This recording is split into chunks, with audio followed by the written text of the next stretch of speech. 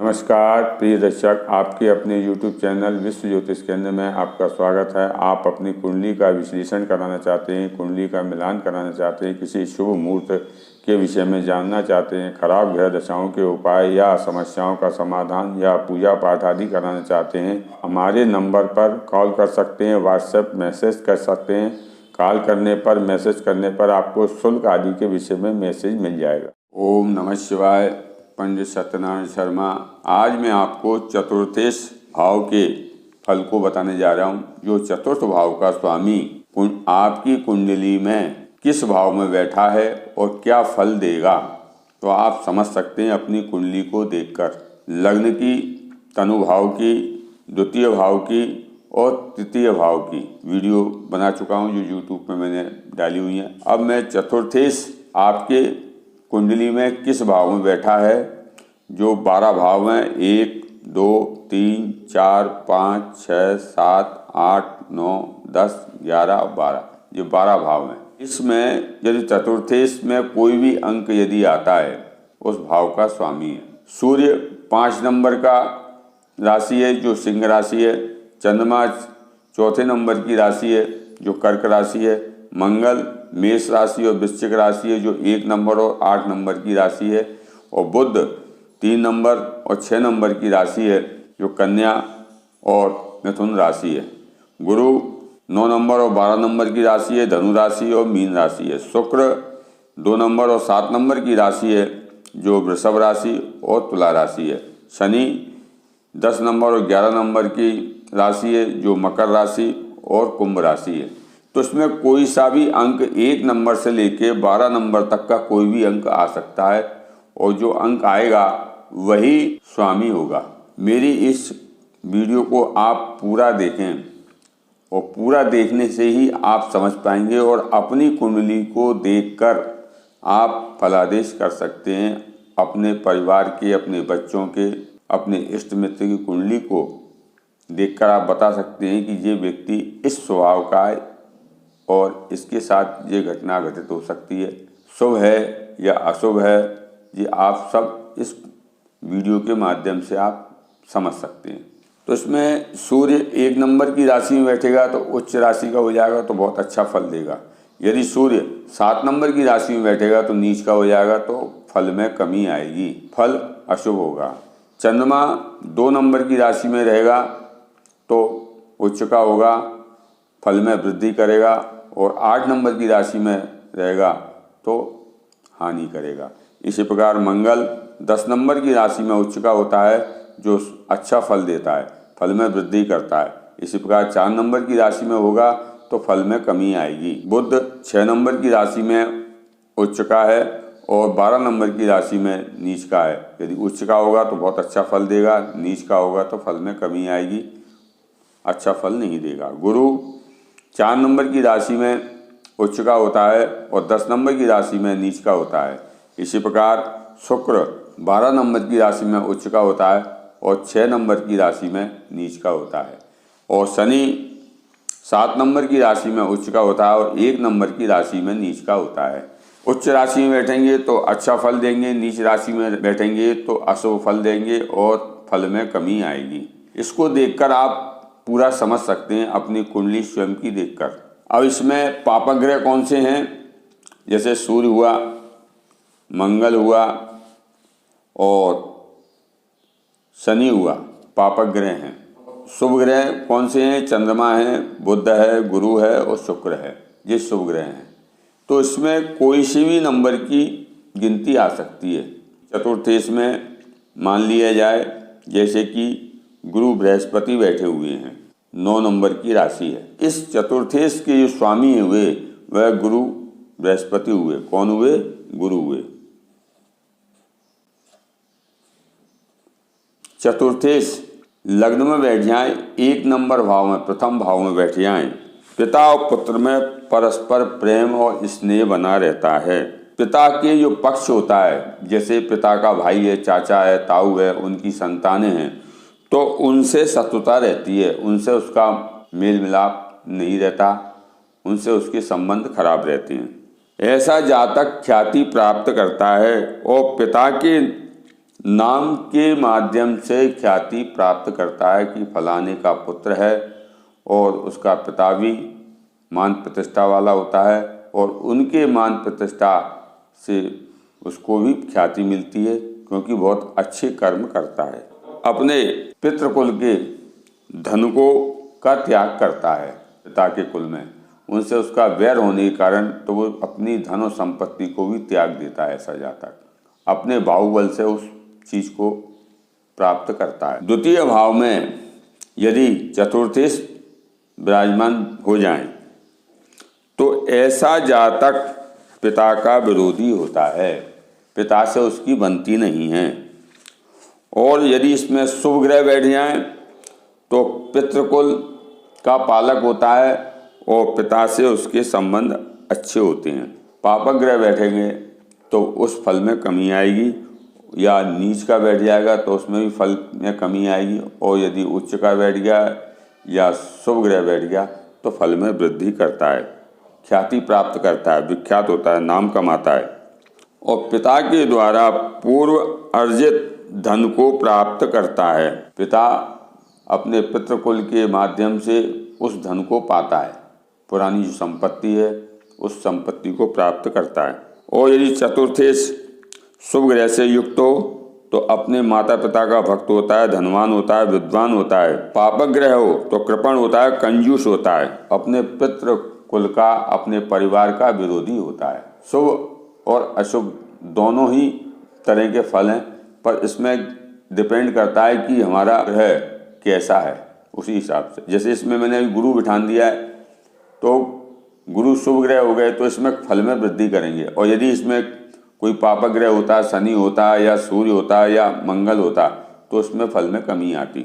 चतुर्थ भाव का स्वामी यदि तीसरे भाव में बैठ जाए तो ऐसा जातक मातृ और पितृहंता होता है, मतलब उसके माता पिता की मृत्यु हो जाती है कुछ समय के बाद। उसके शत्रु भी उसके सामने नहीं टिकते, उसके जो गुप्त शत्रु हो या उजागर में कोई शत्रु होगा तो उसके शत्रु भी नष्ट हो जाते हैं।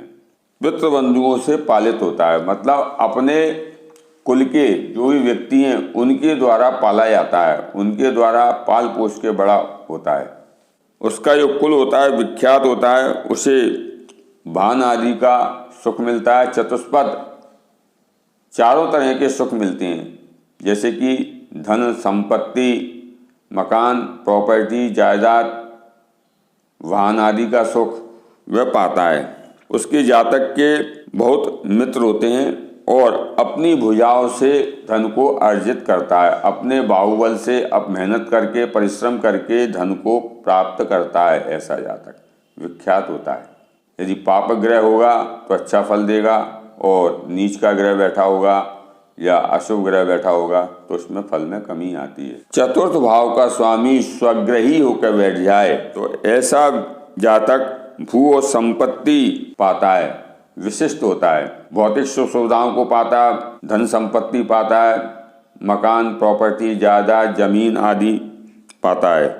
धार्मिक कार्य में संलग्न रहता है, मान प्रतिष्ठा पाता है, अपने नाम का से विख्यात होता है, उसके नाम को लोग जानते हैं, उसका परिचय क्षेत्र बहुत बड़ा होता है, बढ़ता जाता है। और अपने माता का, अपने पितृ का भक्त होता है, माता से भी उसकी अच्छे संबंध रहते हैं और पिता से भी अच्छे संबंध रहते हैं। पिता उसके धन से, उसके ऐश्वर्य से, उसकी संपत्ति से, भौतिक सुविधाओं से उनसे लाभान्वित होता है। पिता लाभ प्राप्त करता है अपने पुत्र के द्वारा, सुख को पाता है।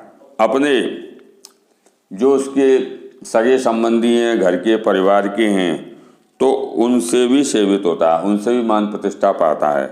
वाहन आदि का उसको सुख प्राप्त होता है, लग्जरी जीवन जीता है ऐसा जातक। और चतुर होता है, शीलवान होता है, मतलब उसका जो व्यवहार होता है बहुत ही शांत स्वभाव का होता है, उसकी स्त्री उससे प्रेम करती है, दाम्पत्य जीवन भी उसका बहुत अच्छा रहता है। चतुर्थ भाव का स्वामी यदि पंचम भाव में बैठ जाए तो ऐसा जातक पिता के धन को भोगने वाला होता है। जो संपत्ति पिता कमाता है और उसकी पैतृक जो संपत्ति होती है, धन होता है, उसको वह प्राप्त करता है, उसको भोगता है। धार्मिक प्रवृत्ति का होता है, धर्म कर्म करने वाला होता है, सभी लोगों का प्रिय होता है।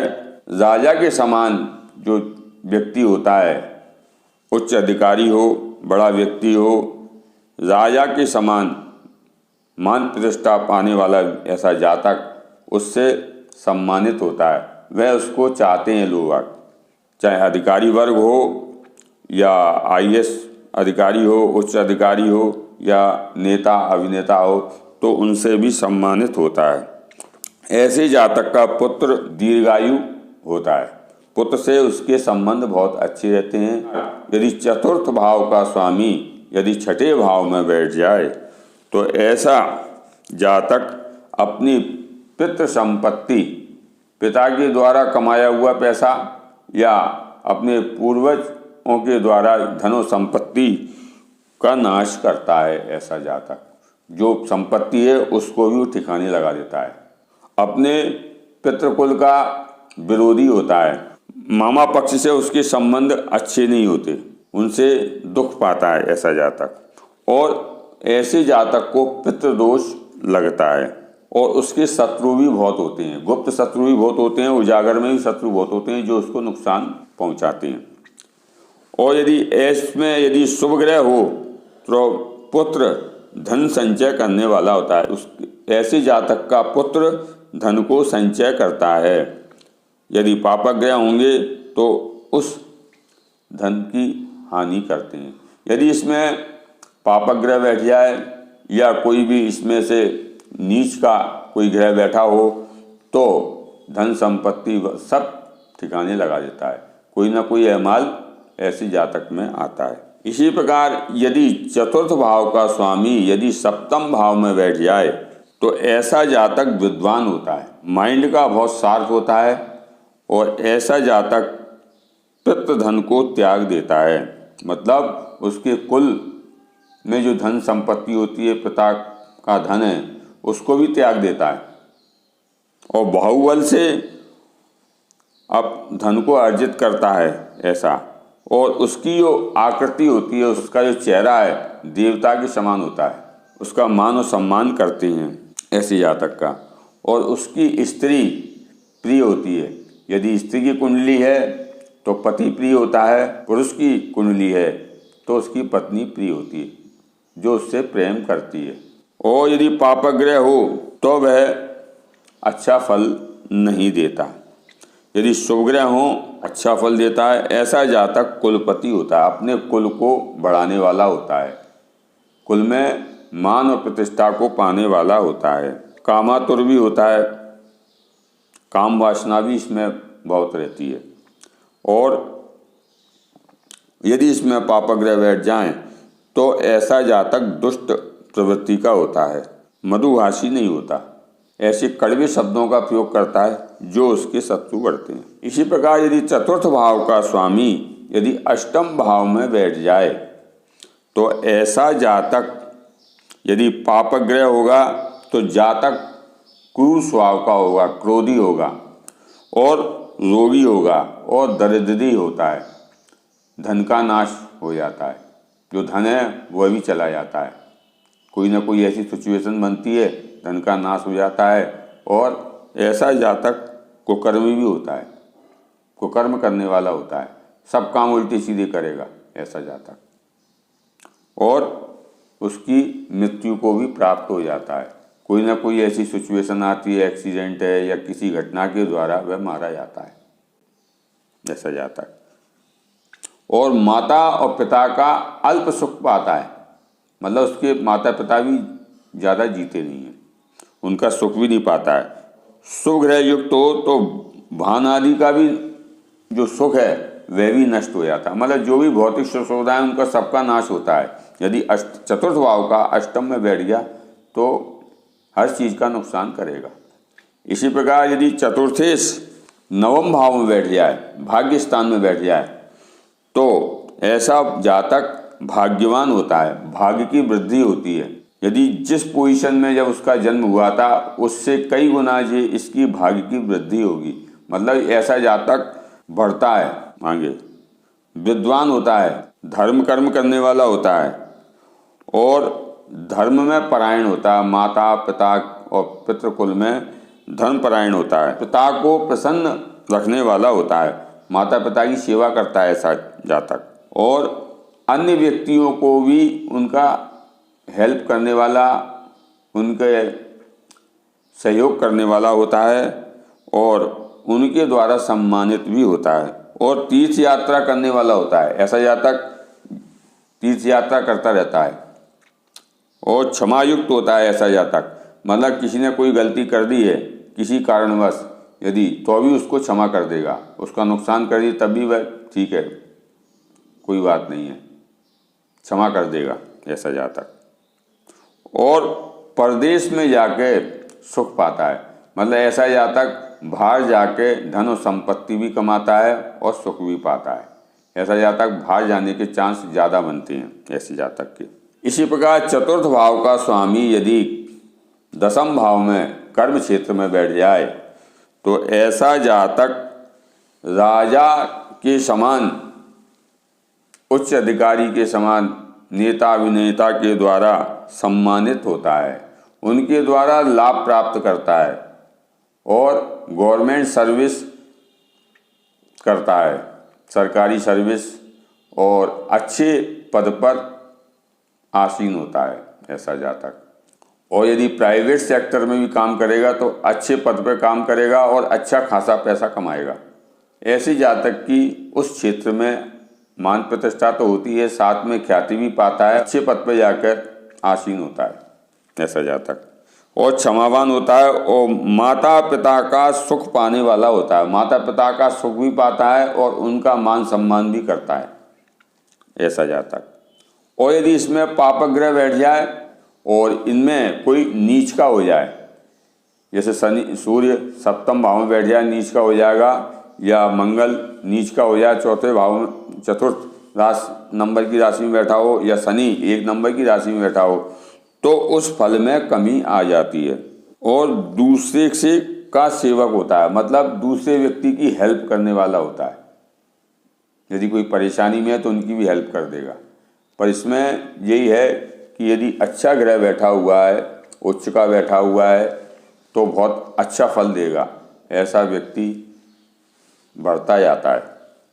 इसी प्रकार चतुर्थ भाव का स्वामी यदि एकादश भाव में बैठ जाए, 11वें भाव में बैठ जाए, तो ऐसा जातक धनाढ्य होता है, धन और संपत्ति को पाता है, अपने बाहुबल से, परिश्रम से धन को उपार्जन करने वाला होता है और पिता का पालने वाला होता है, पिता से उसके संबंध बहुत अच्छे रहते हैं, और परदेश में जाकर रहने वाला होता है, वहाँ जाकर धन और संपत्ति कमाने वाला होता है ऐसा जातक। उदार वृत्ति होती है और गुणवान होता है और दाता भी होता है, दानवीर भी होता है, दान पुण्य करता है ऐसा जातक। और यदि इसमें पापग्रह बैठा हो तो उसका जो पुत्र होता है बहुत ही तेज तर्राट होता है, बहुत ही क्रोधी होता है, तो उसके पिता और पुत्र में संबंधों में थोड़ी सी प्रॉब्लम आती है, क्योंकि पिता की बात नहीं मानता। यदि इसमें पापग्रह कोई ऐसा बैठा हुआ है वहाँ दिक्कत आएगी। चतुर्थ भाव का स्वामी यदि द्वादश भाव में बैठ जाए, 12वें भाव में बैठ जाए, तो ऐसा जातक परदेशवासी होता है, मतलब अपने देश से विदेश जाने के योग भी बनते हैं और अपने घर से दूर जाकर धन और संपत्ति कमाता है, पर अपने माता पिता से ये सुख से हीन होता है, मतलब माता पिता का सुख नहीं पाता। ऐसे जातक के माता पिता इससे दूर रहते हैं ऐसे, क्योंकि ये बाहर जाके बस जाता है। और ऐसा जातक तेज तर्राट होता है, क्रोधी होता है और नपुंसक भी होता है ऐसा जातक। और यदि इसमें शुभ ग्रह बैठे हुए हैं तो पिता को सुख देने वाला होता है, उसका पिता सुखी होता है। यदि इसमें नीच का ग्रह बैठ जाएगा तो फल में कमी आ जाएगी, और यदि इसमें उच्च का ग्रह बैठ जाएगा तो बहुत ही अच्छा फल देगा। तो ये मैंने चतुर्थ भाव के 12 भाव में अलग अलग मैंने ये फल बताए आपको।